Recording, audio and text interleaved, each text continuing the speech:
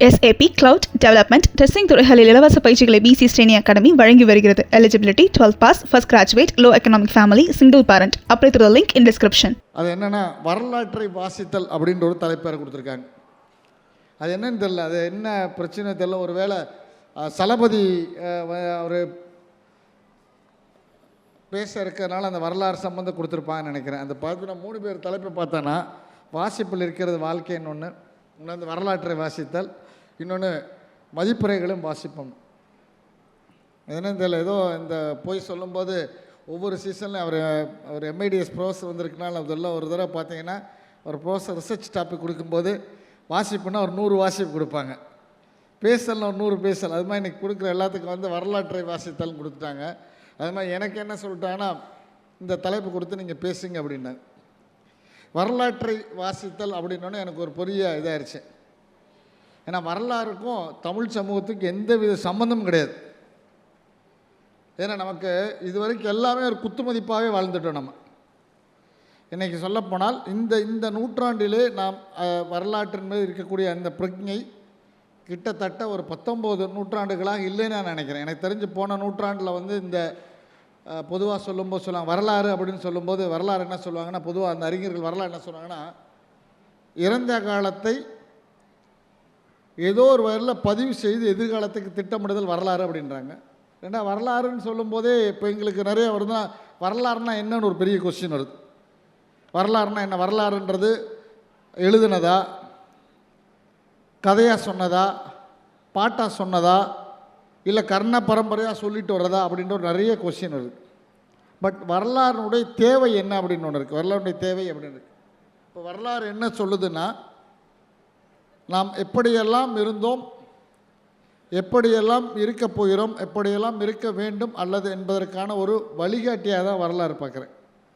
பொதுவாக நமக்கெல்லாம் தெரியும், இந்த கம்ப்யூட்டர் கண்ட அசிமோவை பற்றி சொல்லும்போது சொல்லுவாங்க, அவர் என்ன சொன்னார்னா, வரலாறை மிகச்சிறந்த மேத்தமெட்டிஷியன் டிசைட் பண்ண முடியும் அப்படின்னு சொல்கிறார். ஆக்சுவலாக ஐசக் அசிமோன்னு சொல்லும் இந்த கம்ப்யூட்டருடைய அந்த ஃபிக்ஷன் எழுதக்கூடிய ஒரு சொல்லும்போது என்ன சொல்கிறாருன்னா, வரலாறு என்பது திருப்பி திருப்பி வரக்கூடிய விஷயம்னா நம்ம ஒவ்வொன்றா திரும்பி அதை நீங்கள் அதோடைய ஒரு எப்படி சொன்னால் ஒரு ஆர்டரில் வரும், அதை நீங்கள் முடிவு பண்ணிங்கன்னா பின்னாடி இருக்கக்கூடிய விஷயங்களே வரலாறு தெரியும் அப்படின்னு சொல்கிறார். ரெண்டாவது, இந்த வரலாறுகள் என்ன நமக்கு சொல்லுது அப்படின்னு பார்த்தீங்கன்னா, நம்ம கிட்டத்தட்ட தமிழை பொறுத்த வரைக்கும் நாம் அந்த பதிவு செய்யக்கூடிய முறை, இப்போ நமக்கு சொல்லப்போனால் நம்மகிட்ட நமக்குடைய எல்லாமே நினைவுறுத்தக்கூடிய வகையில் இருந்தாலும் நம்முடைய வரலாறை பதிவு செய்யாத காரணத்தினால் தமிழ் சமூகம் இழந்து ரொம்ப ரொம்ப அதிகம். பொதுவாக பார்த்தீங்கன்னா இன்றைக்கி நான் பார்த்தேன்னா, சின்ன உதாரணத்துக்கு சொல்லப்போனால் இப்போ இங்கே ஆக்சுவலாக அவர் நண்பர் கவிஞர் நெல்லை ஜெயந்தா இருக்கார், அது மாதிரி கவிஞர் சலபதி இருக்காங்க. 2 பேருமே ஒரு விதத்தில் இன்றைக்கி அவர் சொல்லும்போது வரலாறை வாசித்தல் அப்படின்னு சொல்லும்போது அவருக்கு தனக்கு நிகழ்ந்த செயலையெல்லாம் ஒன்றா சொன்னார். தன்னோடு இருந்தக்கூடிய ஒவ்வொரு பெரும் கவிஞர்களுடைய அல்லது பெரிய கலைஞர்களோடு அல்லது பெரிய வரலாற்று ஆசிரியர்களோடு தனக்கு இருந்த வரலாறை சொல்லும் பொழுது ஒன்று அவர்களோடு இருக்கக்கூடிய பழக்கம் வருகிறது, இன்னொன்று அந்த சமயத்தில் நடந்த என்ன வரலாறு நடந்தது. பொதுவாக அவர் சொல்லும்போது ஒரு சம்பவத்தை கூறினார். மறைந்த முதல்வர்கள் தான் அந்த தேர்தலில் நிற்பதற்கான உந்து சக்தியாக அல்லது ஒரு பரிச்சார்த்த முயற்சமாக எதையெல்லாம் செய்து காண்பித்தார் என்பதற்கான ஒரு சம்பவத்தை சொன்னார். அந்த சம்பவம் அன்றைக்கு அந்த சம்பவம் அன்றைக்கு அந்த செய்தி இன்றைக்கு ஒரு சம்பவமாக இருக்கிறது. அது எப்படி அந்த நம் நாடு என்ற படத்தில் இருக்கும்போது எந்தெந்த விஷயங்கள்லாம் அவரை எது உருவாகுது, எது அவரை உருவாக்குறதுக்கான காரணியாக இருந்துச்சுன்னு அந்த நிகழ்வு அன்றைக்கு நடந்த அந்த பதிவு இன்றைக்கு வரலாக மாறி இருக்கிறால், அவரை போல் யாரெல்லாம் இருக்காங்களோ அது மாதிரி முயற்சி செய்வதற்கான ஒரு உந்து சக்தியாக இருக்கிறது. இப்போ வரலாறு என்னென்னா, நாம் ஆரம்ப காலகட்டத்தில் எதெல்லாம் நடந்ததோ அந்த நடந்தவற்றை பதிவு செய்து அந்த பதிவு மதிப்பிலேயே திரும்ப செய்யும்போது எப்படியான அந்த சாத்தியக்கூறுகள் இருப்பது என்பதற்கான ஒரு நடமாடம், அது ஆய்வுக்கூடமாக தான் அந்த சம்பவங்களாக தான் வரலாறு பார்க்குறேன் நான். இன்னும் சொல்லப்போனால் வரலாறு பற்றி பேசும்போது நமக்கு எல்லாமே தெரியும். நிறைய விஷயங்கள் நம்ம கர்ண பரம்பரையாக விஷயங்களை அந்த பதிவு மூலமாக நிரூபிக்கும் போது நமக்கு ஒரு பெரிய தெளிவை கொடுக்கிறது. அந்த வகையிலே நமக்கெல்லாம் தெரியும். நம்ம பேசிகிட்டு இருக்கும்போது ரொம்ப சொல்லுவாங்க, நமக்கு ஒரு இந்த வரலாற்றறிஞர் ஒரு சலபதி இருக்க அவையில் சொல்ல நான் ஏன்னா அந்த வகையில் அவருக்கு வந்து இன்றைக்கு அவருடைய அந்த வஉசி புத்தகத்துக்கு கிடைத்த விருது என்பதை காட்டிலும் வஉசியினுடைய பணத்தை காந்தியடிகள் ஏமாற்றி விட்டார் என்ற காந்தி கணக்குன்னு ஒரு பெரிய ஒரு அவதூறு ரொம்ப நாளாக நிகழ்ந்துட்டு இருந்துச்சு. அதை அவர் வந்து அந்த தென்னாப்பிரிக்காவில் இருக்கக்கூடிய அந்த மக்கள் வந்து அவர் வஉசி வந்து தன் கஷ்டப்படுகிறார் என்று தெரிந்து ஒரு பணத்தை அவங்களுக்காக வசூல் பண்ணி காந்தி மூலமாக கொடுத்து விட்டாங்க, அதை காந்தி கொடுக்கலன்ற மாதிரியான ஒரு ஒரு செய்தி உலவி அதை செய்த அந்த புத்தகத்தை அவர் வந்து காந்தி தன் வாழ்நிலை 347 ரூபா 12 அணாவை அந்த காந்தி வஉசிக்கு கொடுத்தார் என்ற விஷயத்தை ரொம்ப தெளிவாக எழுதியிருக்கார். அதே மாதிரி தான் இந்த ஒவ்வொரு விஷயங்களும் நமக்கு என்னென்ன ஒரு நம்மோடு இருக்கக்கூடிய அந்த பிம்பங்கள் கருத்தாக்கங்கள் இருக்கிறதோ அது எல்லாத்தையுமே முறியடித்து அதற்கான உண்மையான விஷயங்களை செய்யக்கூடிய விஷயங்களை என்ன செய்யுதுன்னா வரலாறு செய்கிறது. அந்த கதைகளை முறியடித்து ஒரு தெளிவான ஒரு சிந்தனை கொடுப்பதற்கான ஒரு முன்னோட்டத்தை வரலாறு செய்து கொண்டே இருக்கிறது. அதன் அடிப்படையில் தான் நிறைய போய்கொண்டே இருக்கு. ரெண்டாவது, நம்ம வரலாறுன்னு சொல்லும்போது நமக்கு தெரிந்த வரலாறு, நம்ம வரலாறுனா நீங்கள் ஒன்று பார்த்தீங்கன்னா பல்வேறு பதப்பட்ட 360 கோணங்களில் வரலாறு இருக்குது. நீங்கள் பார்த்தீங்கன்னா இப்போ ஒரு பில்டிங் இருக்குன்னா, ஒரு கட்டிடம் இருக்குன்னா, அந்த கட்டிடம் மூலமாக செய்யக்கூடிய வரலாறு ஒன்று இருக்குது. நீங்கள் அங்கே இருக்கக்கூடிய ஒரு கதை இருக்குன்னா, அந்த கதை மூலமாக செய்யக்கூடிய வரலாறு இருக்கிறது. ஒரு செய்தி இருக்குன்னா, அந்த செய்தி மூலமாக தரக்கூடிய வரலாறு இருக்கிறது. ஒரு படம் இருக்கிறதுனா, ஒரு பிம்பம் இருக்குது, அந்த பிம்பம் மூலமாக தரக்கூடிய வரலாறு இருக்குது. இந்த வரலாறுகள் தான் ஒரு ஒட்டுமொத்த சமுதாயத்தை, ஒட்டுமொத்த மனித குலத்தினுடைய வளர்ச்சியை, அவனுடைய அடுத்த கட்ட நகர்வை தீர்மானிக்கக்கூடிய விஷயங்களாக இருக்குது. இன்றைக்கி நான் பேசும்போதே ஒவ்வொருவரும் பார்த்தீங்கன்னா இந்த இன்றைக்கு ஒரு உதாரணத்துக்கு சொல்லப்போனால் இப்போ சமீபத்தில் இன்றைக்கு இந்த சிந்து சமவெளி நாகரிகத்தினுடைய அந்த கண்டுபிடிப்பில் 100ஆண்டு கொண்டு கொண்டிருக்கிறார்கள். அந்த சமயத்தில் நமக்கு என்ன தோணுதுன்னா, கிட்டத்தட்ட 1901 நம்ம அந்த தாமிரபரணியில் இருக்கக்கூடிய அலெக்சாண்ட்ரியா சொன்ன அந்த ஆயுதச்சநூலர் பற்றி தெரிகிறது. அதுக்கு முன்னாடி வரைக்கும் நான் புலிமான் கோம்பையின் வரலாறு வரைக்கும் நமக்குடைய எந்த தரவொழுங்குமே எந்த ஒரு ஆதாரங்களும் இல்லாத காரணத்தினால் நமக்கு வந்து நம்மளுடைய மொழியினுடைய அந்த என்ன சொல்கிற அந்த குறிப்பிட்ட அதனுடைய தொன்மை தெரியாமல் இருந்துச்சு. அதையெல்லாம் இன்றைக்கு வந்து பதிவு செய்வதன் மூலமாக, வரலாறுகள் மூலமாக அந்த சமுதாயத்தினுடைய அந்த நாகரிகத்தினுடைய அந்த மனித மக்களுடைய ஒரு வளர்ச்சியை தீர்மானிப்பதற்கு வரலாறுகள் உதவி. ஒவ்வொரு நீங்கள் பார்த்தீங்கன்னா வரலாறுன்றது தவிர்த்து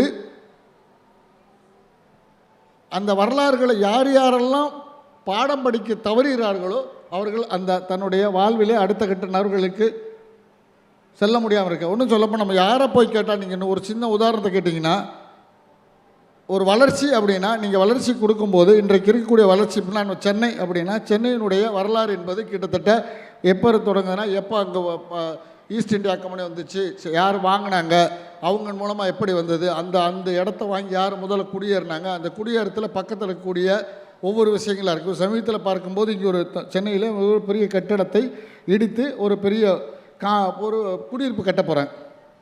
அந்த குடியிருப்பு கட்ட போகும்போது அந்த இடத்த பாஸ் பண்ணும்போது ஒரு ஆட்டோக்காரங்கிட்ட சொன்னார், சார் இது வந்து ஒரு டிமாண்டின்னு ஒருத்தர் கட்டினாரான் சார், அந்த பக்கத்தில் டிமாண்டிக்கால்னு ஒரு பேய் இருக்கான் சார், குடியிருக்கான் சார், அவங்க வாங்கி அவர் தான் வீடு கட்டினாரா சார், அவருக்கு வாரிசுலாம் போயிருச்சான் சார், அப்புறம் வந்து அவர் ஒரு கம்பெனிக்கு விட்டாரான் சார், அப்புறம் அங்கேருந்து அவர் டிடிகே வாங்கினாங்களாம் சார், அதுக்கப்புறம் கட்டடத்தை கட்டினாங்களாம் சார், அதுக்கப்புறம் ஒரு பெரிய ஹோட்டல் இருந்துச்சு சார், அந்த ஹோட்டலில் இருக்கக்கூடிய தக்ஷின் ஃபுட்டு சூப்பராக இருக்குமா சார், நாங்களாம் போய் சாப்பிட முடியாது சார்.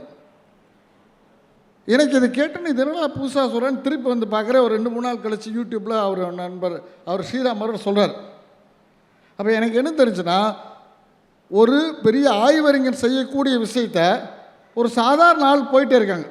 அப்போ நம்ம தமிழ்நாட்டில் நம்ம தமிழ் மக்கள் என்ன மறந்துருக்கோம்னா, வரலாறு என்ற பெயரில் யாராவது ஒருத்தர் செய்யக்கூடிய அந்த புத்தகங்கள் மூலமாக எழுதக்கூடிய விஷயத்தை படித்து அதை நம்ம நம்பிட்டு இருக்கோம். ஆனால் அதை தாண்டி வரலாறு எங்கே இருக்குன்னா, நம் கூட பழகக்கூடிய சக மனிதன் சொல்லக்கூடிய வார்த்தைகளில் இருக்கிறது வரலாறு. இன்னும் நம்ம பொறுத்த வரைக்கும் நம்ம கூட இருக்கக்கூடிய அம்மா அப்பா கிட்ட சொல்லி போய் உட்கார்ந்தோம்னா நம்ம பக்கத்தில் இருக்கக்கூடிய நம்மளோட நகரத்துடைய வரலாறு மிக தெளிவாக சொல்லுவாங்க. உதாரணத்துக்கு சொன்னீங்கன்னா, இப்போ தான் நமக்கு வந்து இந்த கால வரிசையாக பதிவு பண்ணக்கூடிய விஷயத்தை பண்ணியிருக்கோம். அப்போல்லாம் போய் கேட்டிங்கன்னா, ஒரு பெரிய பஞ்சம் வந்துச்சுல்ல, பஞ்சம் வந்துட்டு எல்லோரும் போய் ஹாஸ்பிட்டலில் படுத்துனாங்க, அப்போ தான் நீ பிறந்த அப்படின்னாங்க. இன்னும் இப்போ இந்த இருக்கக்கூடிய பார்த்தீங்கன்னா நமக்கெல்லாம் தெரியும், ரொம்ப வருஷத்துக்கு வரைக்கும் தாது வருஷ பஞ்சம்னு ஒன்று சொன்னாங்க. நம்ம இருக்கக்கூடிய கொரோனா இப்போ நம்ம கொரோனா சொல்லும்போது இன்னொரு 100 வருஷம் கழித்து அல்லது 50 வருஷம் கழித்து இந்த நாடே 15 நாள் க்ளோஸ், எல்லாமே எந்த வேலையெல்லாம் முடங்கி கிடந்தோன்னு சொன்னால் சிரிப்பாங்க. ஆனால் அது நடந்துச்சு. ஆனால் இதுக்கு முன்னாடி எப்பயோ ஒரு இடத்துல நடந்துச்சுன்னா தாது வருஷ பஞ்சம் நடந்துச்சு அப்படின்னா கிட்டத்தட்ட ஒரு 5 கோடி பேர் பஞ்சத்தில் இறந்தாங்கன்னு சொல்கிறாங்க. ஆனால் நாம் மனிதன் தொடர்ந்து செய்யக்கூடிய விஷயங்கள்லாம் அந்த வரலாறுகளை நாம் புறந்தள்ளுவதனால நான் வளர்ச்சியினுடைய பின்னாடி போயிட்டே இருக்கும். இதுக்கு நிறைய உதாரணங்கள் சொல்லலாம். இப்போ எனக்கு தெரிஞ்சு சமீபத்தில் எனக்கு இப்போ படிச்சுட்டே இருக்கும்போது நம்ம ஒரு விஷயத்தை சொல்லும்போது அந்த வரலாறுகளை பதிவு செய்வதன் மூலமாக கிடைக்கக்கூடிய செய்தி ரொம்ப இதாக இருக்குது.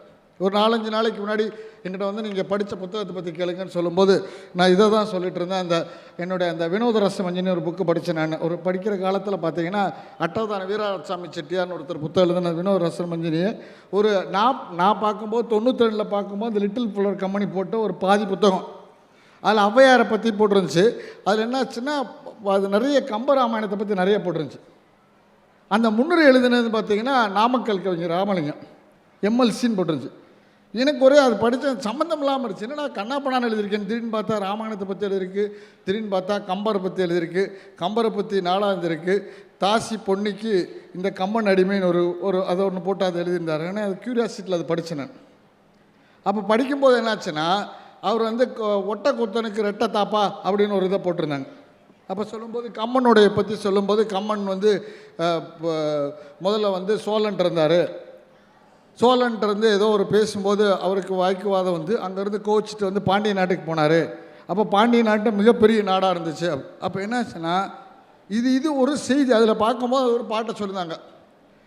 அந்த கணக்கில் சொல்லும்போது 24 காத தூரம் வந்து சோழ நாடு, 56 காத தூரம் வந்து பாண்டிய நாடுன்னு. ஏன்னா இது இந்த வரலாற்றின் மூலமாக வாசிக்கும்போது எனக்கு அப்போ ஒரு ஒட்டக்கூத்தன் பாட்டுக்கு ரெட்டை தாப்பால்னு சொல்லும்போது அந்த 2 பாட்டை சொல்லியிருந்தாங்க. அந்த பாட்டை சொல்லும்போது அந்த இதில் இருக்க பாட்டை சொல்லி அந்த அவர் ராமல்கல் கவிஞர் என்ன சொல்லியிருந்தார், இந்த பாட்டை படித்தோன்னே நான் எப்படி 1991 இந்த பழைய புத்தக கடல் எப்படி ஒரு பேரச்சியோடு பார்த்தனோ அதேமாதிரி 1950 அவர் 2ஆம் பதிப்பு போட்டிருக்கார். அதை சொல்லும்போது இன்னொன்று சொல்கிறாங்க, அந்த புத்தகத்தை போட்டது யாருன்னா பெர்சிவல் ஃபாதர் பிரசிடென்சி காலேஜ் இருக்கும் தமிழோட அச்சோடி அப்படின்னாங்க. எனக்கு தெரிஞ்சு பெர்சிவல் அகராதி தெரியும், தமிழ் அகராதி. திருப்பி இந்த புக்கை போட்டு அஷ்டவதார வீராசாமி செட்டியார்னா திராவிட பாஷான்னு போட்டதான். இன்னொன்று பார்த்தீங்கன்னா அந்த தமிழ் வந்து சொல்லும்போது அந்த உரைநடை நமக்கு புதுசுன்றதை அப்போ ஆரம்ப காலத்தில் இருக்கக்கூடிய அந்த வினோத ரசமஞ்சினி தான் அந்த உரைநடை எழுதக்கூடிய நமக்கு இருக்கக்கூடிய இந்த நான் ஃபிக்ஷன் எழுதக்கூடிய ஒரு மெத்தடாக அந்த புக்கை கொடுத்துருக்கோன்னு. அதில் இன்னும் ரொம்ப சுவாரஸ்யமான போட்டிருந்தாங்கன்னா முன்னுரையில் இந்த புத்தகம் வந்து இப்போ கிட்டத்தட்ட 1800களில் வந்ததுக்கப்புறம் 2 பதிப்பு கண்டுட்டு தப்பாக புக்கை போட்டு அது என்ன சொன்னால் ஆபாசமாக போடுதுன்னு போட்டுருந்தாங்க. அதாவது என்னென்னா தவறான செய்தி சொல்கிறதுக்கு போல் ஆபாசமாக இருக்குன்ற காரணத்தினால் பெர்சிவல் அவர் அதுதான் அங்கே பெருமை உத்தரவு வாங்கி மிக சரியான படிக்கு போடுறோம் அப்படின்னு சொல்லி அது 2 போட்டிருந்தாங்க. அதில் பார்த்தீங்கன்னா ஔவையாரை பற்றி எழுதியிருக்காங்க. அதில் அவர் சொல்லும்போது அவர் என்ன பதிவு பண்ணுறாரு, இந்த வினோத ரச மஞ்சரியில் ஒட்டக்கூத்தன் பாடின பாட்டு அப்படின்னு ஒரு பாட்டு இருந்துச்சு, புகழேந்தி பாடின பாட்டுன்னு ஒன்று இருந்துச்சு. ஆனால் இந்த 2 பாடல்களுமே என்னுடைய பாட புத்தகம் இருக்க தமிழில் ஒட்டக்கூத்தன் பாடுற பாட்டை புகழேந்தி பாட்டாகவும் புகழேந்தி பாடுற பாட்டை ஒட்டக்கூத்தன் பாட்டாகவும் இருக்குதுன்னு சொல்லி என்னுடைய பேராசிரியரை போய் கேட்டேன். வினோத ரச மஞ்சள் தப்புன்னு சொல்லிட்டாரு அப்படின்னு சொல்லி அந்த வினோத ரச மஞ்சள் புக்கில் இருக்குது. அப்போ எனக்கு என்ன தோணுச்சுன்னா, ஒரு புக்கு தப்புன்னு சொல்லக்கூடிய விஷயத்தை முன்னுரை எழுதுறாங்கன்னா இப்போ எவ்வளோ தூரம் ரொம்ப ரொம்ப ரொம்ப என்ன ஃபேராகவும் ரொம்ப ஜென்யூனாக இருந்திருக்கான்னு தோணுச்சு எனக்கு. ஒரு புத்தகம் முன்னுரையில் இந்த புத்தகத்தில் தப்பு இருக்குதுன்னு சொல்லி முன்னுரை எழுதி அந்த முன்னுரையை போட்டு அது புத்தகம் போடுறதுக்கான ஒரு அற்புதமான ஒரு என்ன சொல்கிறது ஒரு நல்ல மனப்போக்கு அல்லது ஒரு நியாயமாக சொல்லக்கூடிய மனநிலை தமிழ்நாடு இருந்தது அந்த காலத்தில். 1990களில் 1801 1900 வரைக்கின்ற எனக்கு ஒரு அந்த செய்தியை பார்த்தேன். அதே மாதிரி தான் சொல்கிறேன். இப்போ ஒவ்வொரு விஷயத்தையும் பார்க்கும்போது இன்னும் சொல்ல போனால் நம்ம நிறையா சொல்லும்போது வரலாற்றில் தவிய சில தவறுகள்னு சொல்லுவாங்க. எங்கே போயெல்லாம் நாம் வரலாறுகளை வாசிக்க தவறுகிறோமோ, வரலாறுகளை நாம் இன்டர்பிரட் பண்ண தவறுகிறோமோ அங்கே நாம் மனிதன் தோற்றுறான். இன்றைக்கி பார்த்தீங்கன்னா இன்றைக்கி சொல்லுவாங்க, இன்றைக்கி மாடர்ன் டேஸில் வந்து ஒரு காலத்தில் வந்து தங்கத்தை விட என்ன பண்ணாங்க, பெட்ரோலை வந்து லிக்விட் கோல்டு சொல்லிட்டு இருந்தாங்க. இன்றைக்கி எது தங்கம்னா தகவல் தான் தங்கம். ஒரு காலத்தில் நாம் ஒரு 30, 40, 20 வருஷங்களுக்கு முன்னால் என்ன புத்தகம் படிக்கணும் ஏது படிக்கணும்னு தெரிஞ்சு படித்தா நீங்கள் அந்த தேர்வு எழுதிடலாம். அந்த இந்த இந்த போட்டித் தேர்வுகளுக்கு எழுதும்போது அவர் என்ன புக்கு படிக்கிறான்னு யாருக்கும் சொல்ல மாட்டாங்க, என்ன டாபிக் படிக்கிறாருன்னு சொல்ல மாட்டாங்க. நான் இங்கேருந்து ஒவ்வொரு டெல்லியில் போய் அந்த புத்தக தலைப்பு வாங்கி அந்த புக்கை வாங்கி படிக்கிறதுக்கான விஷயங்கள் இருக்கும். ஆனால் இன்றைக்கு எல்லாமே நீங்கள் 10 நிமிஷத்தில் நீங்கள் அந்த கைபேசியில் பார்த்தீங்கன்னா எல்லா தகவலும் தெரிஞ்சிடும். ஆனால் அந்த தகவல் இருக்க காலத்திலும் இந்த தகவலை ஒரு கால வரிசைப்படி அடுக்கினால் அந்த தகவல் எல்லாமே வரலாறு. அந்த வரலாறிலிருந்து நாம் என்னதுன்னா எப்படி அதை பகுத்தாய்க்க போகிறோம். அதுதான் ஐசக் அசிமோ சொன்னார், ஒரு பெர்ஃபெக்டான மெத்தமேட்டிஷியன், அதாவது கணித வல்லுநன் இருந்தால் நாளைக்கு என்ன நடக்கும் என்பதை அவன் தன் வரலாறுகளின் மூலமாக அல்லது பழைய சம்பவங்களின் மூலமாக கண்டுபிடித்து விடலாம்னு. அந்த வகையில் நான் என்ன சொல்கிறேன்னா, வரலாறை வாசிப்பதன் மூலமாக தான் நாம் அடுத்த சம்பவத்துக்கு போடு. ஒரு சின்ன வரலாறை நம்ம பார்க்காதவங்க எப்படி போயிட்டாங்கன்றதுக்கு நமக்கு பெரிய உதாரணம் இருக்குது. எனக்கு சொல்லப்போனால் நான் எப்போயுமே எங்கே போனாலும் எனக்கு ஒரு இன்ஸ்பயர் பண்ணக்கூடிய ஒரு முக்கியமான ஒரு தலைவராக யாரை பார்ப்பேன்னா, ஒரு லீடராக நெப்போலியனை பார்ப்பேன், நெப்போலியன் போனபார்ட். ஏன்னா அவர் எப்போ பார்த்தாலும் அவர் தான் சொல்லுவார், எனக்கு என் அகராதி இல்லை என்ற வார்த்தை அகராதி இல்லை அப்படின்னார். அவர் நம்ம இன்றைக்கி பண்ணக்கூடிய எல்லா விஷயத்தையுமே கிட்டத்தட்ட 1801 1815 வரைக்கும் செஞ்சுட்டு போயிட்டார். 35 வயசுலேயே மன்னன் ஆகிட்டார். 6 வயசு மூத்த மாமா கல்யாணம் பண்ணிட்டாங்க, ஒரு விடோவை கல்யாணம் பண்ணிட்டார், அப்புறம் டைவர்ஸ் பண்ணிட்டார். இன்னும் சொல்ல போனால் நெப்போலியன் எழுதுகிற மாதிரியான காதல் கடிதங்களை இதுவரைக்கும் எந்த காதல் கவிஞன் எழுதமா எனக்கு தெரில. ஜோசஃபினை இன்னும் சொல்லப்போனால் நெப்போலியனை சொல்லுவாங்க, நெப்போலியன் ஜோசஃபினை டைவர்ஸ் பண்ணி ஒன் ஆஃப் த ரீசன் அவங்க அந்த நெப்போலியன் தோற்பதற்கான காரணிகளில் ஒன்று அவங்க ஜோசஃபின்னு சொன்னால் கூட அவர் செயின்ட் எலினால் சாகும்போது சொன்ன கடைசியாக வார்த்தை ஜோசஃபின் அப்படின்னு சொல்லுவாங்க. இன்னும் சொல்லப்போனால் கிட்டத்தட்ட அவர் தான் எனக்கு தெரிஞ்ச லியோனார்டோ டாவின்சியோட அந்த பெயிண்டிங் கொண்டு வந்தார். அவர் தான் நெப்போலியன் கோடு தான் முக்கியமானது. நெப்போலியன் தான் இம்பீரியல் பேங்கை கொண்டு வந்தார். நெப்போலியனுடைய அந்த நீதித்துறை தான் ரொம்ப பெர்ஃபெக்டானது. நெப்போலியனுடைய அந்த நிதி நிர்வாகம், அதாவது எப்படி சொல்கிறது, ஃபைனான்ஸுக்கான ஒரு தனி ஆட்சி அமைப்பு உருவாக்கினார், நிறைய பண்ணார். எங்கெங்கெல்லாம் நெப்போலியன் போகிறாரோ அங்கெல்லாம் அங்கே இருக்கக்கூடிய அந்த கலாச்சாரத்தை அந்த அந்த நாகரிகத்தின் தொன்மைகளை தன்னுடைய நாட்டுக்கு கொண்டு வருவார். அதனால தான் இன்றைக்கி பாரிஸ் அவ்வளோ பெரிய இதாக இருக்குது. ஆனால் அந்த நெப்போலியன் அந்த வாட்டர்லூல தோற்று செயின்ட் எலினால் இருக்கும்போது தன்னுடைய வரலாற்றறிவை தொலைச்சிறான்னு எப்படி சொல்கிறதுன்னா பதட்டத்தில்.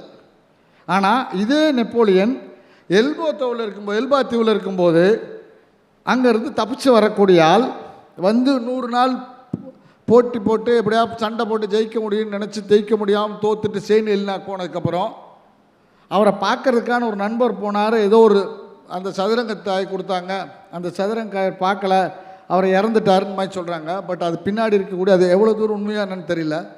அவர் என்னாச்சுன்னா தன்னுடைய அந்த அந்த அவருக்கு கொடுத்த சதுரங்க அட்டையிலே அந்த அந்த தப்பிப்பதற்கான வழிகள் சொல்லியிருந்தாங்க, அதை பார்க்கல அப்படின்னாங்க. என்னென்னா அவர் தப்பிப்பது என்பது அவருக்கு எல்பா தீவிலிருந்து போக முடிஞ்ச அவர் அட்லாண்டிக் கடலுக்கு செயின்ட் எலினாலிருந்து போக முடியாததுக்கு காரணம் என்னென்னா எத்தனையோ விஷயங்களை செய்து அவர் சொல்லும்போது நெப்போலியன் பற்றி சொல்லும்போது, நான் ஒரு விஷயம் செய்யும்போது இன்னொரு விஷயத்தை யோசிக்க மாட்டேன், நான் எல்லாத்தையும் ஜெயிப்பேன், குதிரையிலே தூங்குவேன்னு சொன்னக்கூடிய நெப்போலியன் அந்த வரலாற்று தகவலை இதுக்கு முன்னாடி தப்பிப்பதற்கான என்ன யுத்திகள்லாம் செய்தோன்ற அந்த தன்னுடைய அந்த பதட்டம் இல்லாமல் அதை யோசிச்சிருந்தானா ஒருவேளை செயின்ட் எலினாலும் தப்பிச்சிருக்கலாமான்னு எனக்கு தோணுது. ஏன்னா இது ஒரு சின்ன வரலாறுகளிலே தன்னுடைய பழைய அந்த அனுபவங்களை யாரெல்லாம் தவற விடுறாங்களோ அவங்க அதை பண்ணிடுறாங்க. அதே மாதிரி நாம் வரலாறுகள் நமக்கு என்ன கற்றுக் கொடுக்குதுன்னா, மற்றவர்கள் எல்லாம் தோத்தாங்க, மற்றவங்க எப்படிலாம் ஜெயித்தாங்க அப்படின்ற விஷயத்தான் வரலாறு சொல்லுது நமக்கு. நீங்கள் சொன்னீங்கன்னா நாம் இன்றைக்கு சொன்னேன், இன்றைக்கு இருக்கக்கூடிய இந்த நவீன தங்கம் என்னக்கூடிய தகவல் தொழில்நுட்பப்படி இருக்கக்கூடிய அந்த தகவல் தான் இன்றைக்கு நாம் கை முன்னாடி இருக்கக்கூடிய தங்கங்கள். அந்த தகவல்களை எப்படி பகுப்பாய்வு செய்து அதை பயன்படுத்த வேண்டும் என்பதற்கான அந்த விஷயம்தான் இன்றைக்கு வெற்றி நிர்மாணிக்கிறது இன்றைக்கு தொழில்நுட்ப காலத்தில். அந்த விஷயத்தில் வரலாறு என்பது நான் சொல்கிறது என்னென்னா, வரலாறுன்னா இறந்த காலத்தில் நடந்த சம்பவங்களை பதிவு செய்து எதிர்காலத்திற்கான திட்டமிடல் தான் வரலாறு நான் நினைக்கிறேன். நம்ம சொல்லுவோம் இப்போ பொதுவாக இன்றைக்கி நமக்கு எல்லா இடத்துலையும் சொல்லுவாங்க இன்றைய செய்தி நாளைய வரலாறு. நான் அது மாதிரி ஒவ்வொரு நிகழ்வுகளையும் அவர் என்னென்னா வரலாறுகள் சரியானபடிக்கு வாசிக்க தெரிந்தவர்கள் அல்லது வரலாறை இன்டர்பிரட் பண்ண தெரிந்தவர்களால் வரலாறை பகுப்பாய்வு கல்வி செய்யும்பொழுது அந்த நாட்டினுடைய அந்த கலாச்சாரத்தினுடைய அந்த இனத்தினுடைய அந்த முன்னேற்றம் உறுதி செய்யப்படுகிறது. இப்போ இன்னும் சொல்ல போனால் அவர் சலபதிமாய் ஒருத்தர் 347 ரூபா 12 அணான்னு சொல்லாட்டி இன்ன வரைக்கும் என்ன சொல்லுவோம், காந்தி கணக்குன்னு சொல்லி காந்தி வஉசியோட பணத்தை ஏமாற்றிட்டாருன்னு சொல்லுவாங்க. அதே மாதிரி இன்றைக்கு அவர் சொல்லும்போது அவர் பெரும்போது சொன்னார் யாமணிக நேற்று பேதை அன்று ஒரு பேதை சொன்னான்னு சொல்லும்போது அந்த பேதை சொன்னான்னு நேற்று அந்த ஆர்குமெண்ட் வரும்போது அது சொன்னது யாருன்னா யாரோ ஒரு சமஸ்கிருத ப்ரொஃபஸர் சொன்னார். நாங்கள் என்னென்னா அவர் அப்படி ஒரு கேள்வி கேட்காட்டி இன்றைக்கு நமக்கு அன்றைக்கு சென்றி வெக்கத்துக்கும் செல்வம் கலைச்செல்வம் யாவும் கூட சேர்ப்புன்னு பாரதி வரி கிடச்சிருக்காது. அந்த சம்பவங்கள் அவர் சொன்ன மாதிரி இன்றைக்கு இருக்கக்கூடிய அவர் சொல்லும்போது அந்த பாடல் வரிகளை சொன்னார், அந்த சம்பவங்கள் சொன்னார். இந்த சம்பவங்கள் தான் இது மாதிரியான சம்பவங்கள் அவர் சொல்லும்போது இந்த சம்பவங்கள் தான் பதிவு செய்யப்பட்டு செய்திகள்லாம் பதிவு செய்யப்பட்டு வரலாறாக இருக்கும்போது அடுத்த கட்ட நிகழ்வுக்கு போகிறது. நம்மை பொறுத்த வரைக்கும் திரும்பி சொல்கிறேன்னா தமிழ் மொழியில் எழுதக்கூடிய அந்த இந்த தொழில்நுட்பத்தை எழுதக்கூடிய அந்த முறை கம்மியாக இருந்ததுனால நாம் கர்ண பரம்பரையாகவே பாடல்கள் மூலமாகவும் செயல்கள் மூலமாகவும் செய்திகள்லாம் பர்த்தல் அடுத்த தலைமுறைக்கு கொடுத்துட்டே இருந்தோம். அதெல்லாம் நம்மளை பரம்பரைன்னு சொல்லுவாங்க. அந்த 7 தலைமுறை சொல்லுவாங்க. நம்மகிட்ட அந்த அந்த எப்படி சொல்கிற ஜீனியாலஜி ட்ரீ நம்மகிட்ட இல்லை. நமக்கு தெரிஞ்சு 7 தலைமுறை தெரிஞ்ச ஒருத்தர் சேலத்தில் இருக்கார், இன்னொருத்தர் பழனியில் இருக்கார். சேலம் சிவராஜ் சித்தர், இன்னொரு காளிமுத்து டாக்டர். 2 பேருக்கு மட்டும்தான் 7 தலைமுறை தெரியும், மற்ற யாருக்குமே 7 தலைமுறை தெரியாது. ஏன்னா அந்த மாதிரியான வரலாற்றினுடைய எந்தவித பிரஜையும் இல்லாத ஒரு சமூகமாக தமிழ் சமூகம் மாறிவிட்டது. இப்போது என்னாச்சுன்னா இப்போ இருக்கக்கூடிய இந்த கம்ப்யூட்டர் யுகத்திலே கணியுகத்திலே எல்லாத்தையும் நம்ம விரும்பினாலும் விரும்பாட்டினாலும் பதிவு செய்யக்கூடிய ஒரு நிலை வந்துருச்சு. இப்போ ஏஐ ஆர்டிஃபிஷியல் இன்டெலிஜென்ஸ் வந்ததுக்கு அப்புறம் ஒவ்வொரு கம்ப்யூட்டரில் பார்த்தாலும் நமக்கு சொல்லும்போது ஆன் தி ஸ்டே அப்படின்னு சொல்லி நமக்கு 8 வருஷம் 10 வருஷம் காமிக்கும். என்னன்னா 8 வருஷத்துக்கு முன்னாடி இதெல்லாம் தப்பு செஞ்சா அப்படின்னு நமக்கு இப்போ இருக்கக்கூடிய தொழில்நுட்பம் நம்ம காமிக்குது. இந்த இந்த இந்த பதிவின் மூலமாக நாம் என்ன அறிஞ்சிக்கிறோம்னா எதெல்லாம் நாம் தவறளித்தோமோ அதில் எதெல்லாம் நமக்கு வெற்றிக்கான சந்தர்ப்பங்களை உருவாக்கி கொடுத்ததோ அந்த வரலாறுகளை நிறைய வல்லுநர்கள் எழுதி வச்சுருக்காங்க. நம்ம சொல்லும்போது சொல்லுவாங்க, நம்மளுடைய நமக்கு பள்ளிக்கூடங்களில் சொல்லிக் கொடுக்கும்போது சொல்லுவார்கள், ஒவ்வொரு கதையை சொல்லும்போதும் நமக்கு சொல்லுவாங்க இவர் எப்படி வந்தார், அலெக்சாண்டர் எப்படி வந்தார், அலெக்சாண்டர் அரிஸ்டாட்டில் வந்தார், அரிஸ்டாட்டில் பிளாட்டோக்கு முன்னாடி சாக்ரட்டிஸ் அப்படின்னாங்க. நம்மளால் சொல்லும்போது காந்தியை சொல்லும்போது காந்தியை பற்றி சொல்லுவாங்க. அது மாதிரி இப்போ சிவாஜியை பற்றி சொல்லும்போது அவருடைய குரு தாஜாஜி குண்டும் ஷாஜி பான்ஸ்லேயும் சொல்லணும்னு சொல்லுவாங்க. இது மாதிரியான ஒவ்வொரு வரலாறுகள் மூலமாக அவர்கள் பெற்ற தோல்விகளும் வெற்றிகளையும் நாம் படிப்பதன் மூலமாக நாம் அடுத்த கட்டக்கு போடுறோம். இது என்ன வரலாறு பாசித்தல் அப்படின்னா ஒன்றும் இல்லை. நீங்கள் வரலாறு என்பது பாடப்புத்தகங்கள் இல்லை. வரலாறு என்பது நம்மோடு பழகக்கூடிய சக மனிதனம் இருக்கிறது. அவன் சொல்லக்கூடிய கதையில் இருக்குது, நாம் பார்க்கக்கூடிய படங்கள் இருக்கிறது, நாம் நகர்ந்து செல்லக்கூடிய கட்டடங்கள் இருக்கிறது. இவையெல்லாம் போதிக்கக்கூடிய விஷயம் என்னென்னா மனிதன் என்பவன் ஒரு நதியை போல அதன் போக்கிலே செல்வதற்காக நிர்ணயிக்கப்பட்டிருக்கவன். நாம் என்ன பண்ணால் போகிற போக்கில் ஒவ்வொரு விஷயங்களிலும் செய்யக்கூடிய செய்திகளின் மூலமாக நாம் உணர்ந்து கொண்டு அடுத்த கட்டத்துக்கு நகர வேண்டும் என்று தான் அதுதான் வரலாறு சொல்லுது. அந்த வரலாறை யாரெல்லாம் மறுக்கிறாங்களோ அல்லது வரலாறை யாரெல்லாம் மறுக்கிறார்களோ அவர்கள் ஜடம் போல இருந்து எப்படி அந்த ஃபாசில் மாதிரி எதுவுமே இல்லாமல் அந்த சமூகத்திற்கும் தனக்கும் எந்த பயனும் இல்லாமல் மண்ணோட மக்கி போகக்கூடிய ஒரு துர்பாக்கியவாதிகளாக இருக்கும். அப்போ என்னென்னா வரலாறுகளை படிக்க வேண்டும், சம்பவங்களை அந்த வரலாறுகள் மூலம் கற்றுக்கொண்ட விஷயங்களை அடுத்த தலைமுறைக்கு எடுத்து தள்ள வேண்டும். அந்த வகையிலே வரலாறு என்பது புத்தகங்கள் வாசிப்பது மட்டுமல்ல, தன்னோடு இருக்கக்கூடிய சக மனிதர்களையும் தன்னோடு இருக்கக்கூடிய சம்பவங்களையும் தன்னோடு இருக்கக்கூடிய ஜடப்பொருளையும் அருவப்பொருளையும் வாசித்து அதன் பின்னால் இருக்கக்கூடிய சம்பவங்களை தொகுத்து இதன் மூலமாக நாம் கற்றுக்கொள்வதுதான் என்று கூறி இந்த வரலாற்றை வாசிப்பது தான் மனித சமூகத்தை அடுத்த கட்டத்துக்கு நிறுத்தும் என்று வாய்ப்பு கூறி அனைவருக்கும் நன்றி கூறி விடுகிறேன். நன்றி, வணக்கம். அயன் சத்து, தலைமுடி உதிர்தலை தடுக்கும். மிதமான சூடு பாலில் கலந்து பருகலாம். லயன் டேட் சிரப் தினமும் 2 ஸ்பூன்.